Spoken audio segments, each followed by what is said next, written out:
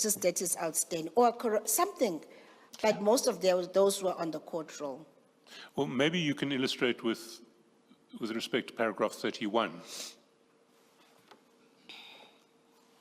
And for the benefit of those of us who are not familiar with the sort of serial numbers of documents, can you also explain in that context what a J50 is?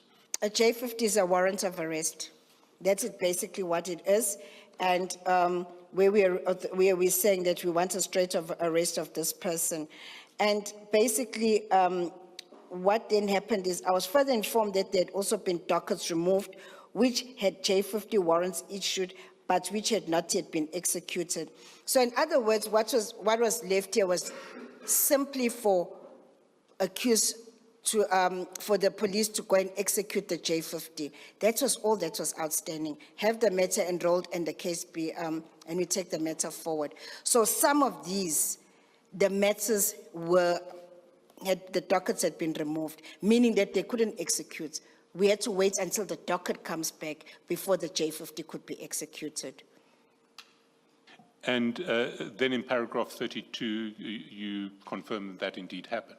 Yes, after the return of the dockets from Pretoria, a J50 was executed on one of the PKTT matters, and the matters was enrolled. If my memory serves me correct, Council, about 2 weeks ago or a week ago, we had this, one of these matters put back on the court roll. I just can't remember the court dates, unfortunately. I didn't prepare for that one. And what is the current status quo? The current status is that the prosecutors are now still working with the task team on guiding the investigations in the case dockets, which had previously been taken away. But I just want to indicate we've lost approximately March, April, May, about 3 months, 2 months of investigations being conducted. And is that the duration of the time that you did not have access to the dockets? That's the duration of the time. I just didn't get the exact dates when we started to get back. Remember, they would have been returned back to SAPS. From there, they would have then, or to the task team, or I don't know. Then from there, they would be returned back to the prosecutors. So we've had some time lost. And why I say this is, I want to bring to the attention the letter of the Minister Cele, where one of the things that he was complaining about was the delays in regards to these matters. Now, because of the dockets being taken away, exactly what Minister Cele was talking about at that time, we see it now happening during this time. So we cannot be held responsible for this delay now, because we are not responsible for these dockets being taken away. In response to Commissioner Baloyi's question, her last question, you said that some of the members of some of the teams within this coordinated or integrated team had since left. Now you say the integrated or coordinated process is back in force. Does this mean those team members that had left are back or not yet? Chairperson, I'm not yet sure about whether all of them are back. I cannot respond to that. I didn't query that, whether, and let me just say, I didn't query whether everyone is back. I think for me at this stage was, we need to get the work going.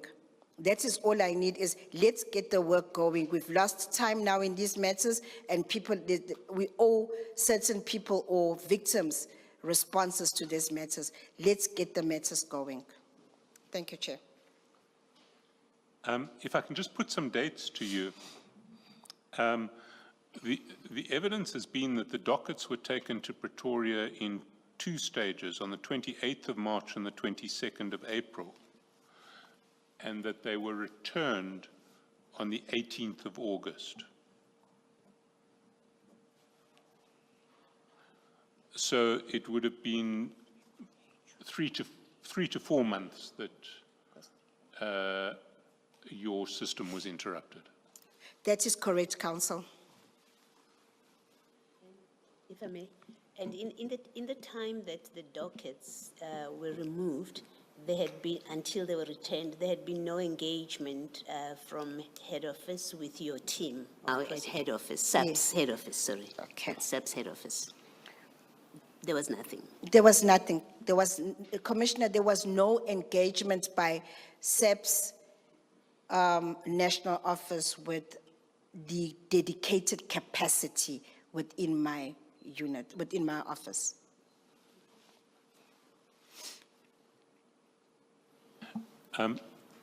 Advocate Harrison, you previously said that no one consulted with you prior to the decision, if the apparent decision to disestablish the task team. What would your position been if anyone had consulted you prior to taking such a decision, or for your views on whether such a decision should be taken? You know, after everything is said and done, and everything that went into providing the coordinated approach and providing this, coordinated team, I would have strongly motivated against the de-establishment. If I had been approached for a comment, I would have. And why?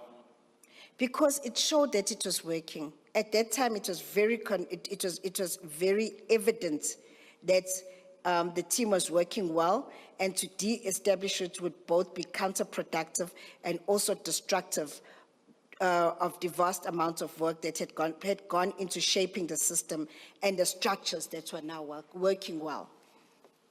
And can you just repeat for us what structures were the structures that, in your view, were working well? The structures, that's the coordinated approach that was now between the PKTT and the dedicated capacity that was there. You can see even today, they are still working well and they continue to work well. In paragraph, the last paragraph rather, of Annexure MK9, I know you probably do not have that in front of you. That's the letter by Minister Mkhwanazi, dated 31 December 2024, addressed to the National Commissioner of Police, General Masemula. In the last paragraph of that letter, the minister says, "My observation is that the further existence of the PKTT is no longer required, nor is it adding any value to policing in South Africa." So based on the few responses you gave just now in response to Advocate Chaskalson, you do not agree with this? I do not agree with that, Commissioner.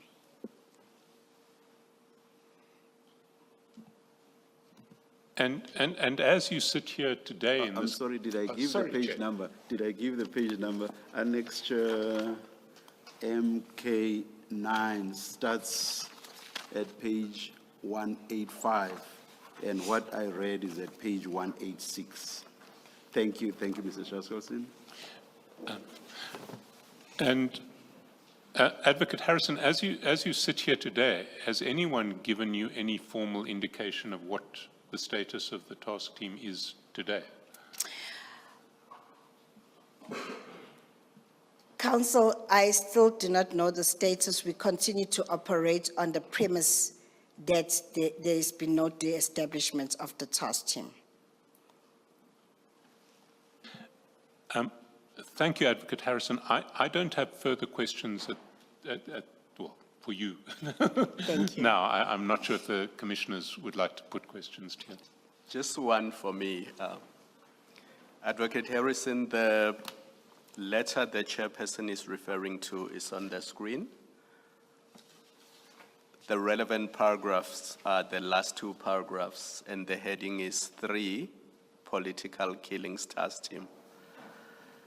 And you will see from that letter that the minister says he has made certain observations and he has decided, or rather directs, that the task team be established immediately.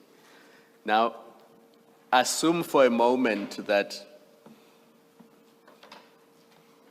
it was competent for the minister to disband the task team. Would you have expected that be done immediately, or what would have been your expectation, knowing what you know about the task team and its work? In my opinion, Commissioner, you've got a system that is working. And if that is what is intended, you know, when you say the word immediately and you go and you look up the word immediately, it's today, pack up your bags and go. You can't do that. We are victim-centered as NPA.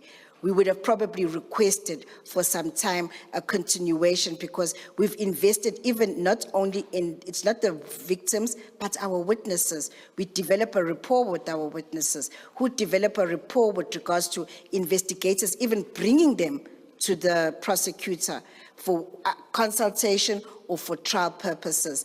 Now, when you say get up and go today, it's you leave everything. The better process was, let's sit down and let's try and find a system which will work for the benefit of ensuring that the interests of justice are always maintained, and we look after our victims and we look after our witnesses. So is it fair to say you would have expected a proper winding down process that takes into account victims, ongoing cases, and ongoing investigations, including those cases that are on the roll? That is correct, Commissioner.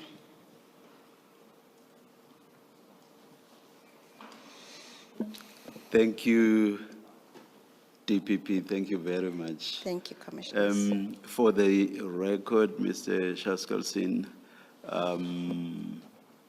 it has been reported to us that the issue of General Khumalo appearing in court on Monday, Magistrates Court, has been resolved with regard to his appearance before us at 9:30 on Monday. Yes, Chair, I have, I have consulted with both the prosecutor and his legal team, and I understand that it has been resolved. That is the position. Thank you very much. Let us adjourn and resume at 9:30 on Monday. Let's adjourn.